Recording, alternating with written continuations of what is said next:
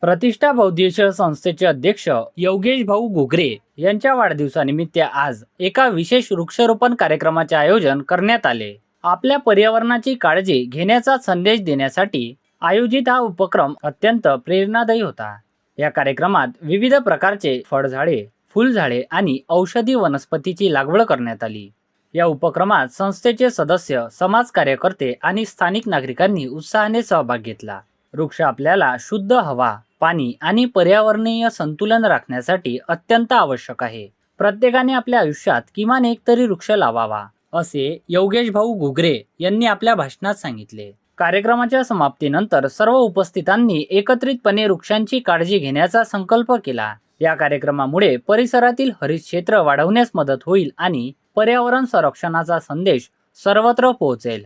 भविष्यात अशा आणखी उपक्रमाचे आयोजन करण्याचे आश्वासन योगेश भाऊ घुगरे यांनी दिले. यावेळी योगेश घुगरे, अर्जुन दाते, रवींद्र घुगरे, आकाश वानखळे, गौरव जवंजाळ, रोशन मेश्राम, रवी उगले, बाबाराव यादगिरे, प्रभाकर डोंगरे, यथार्थ घुगरे, सम्यक वानखळे, सार्थक जवंजाळ आदी उपस्थित होते. Bureau report, APG news.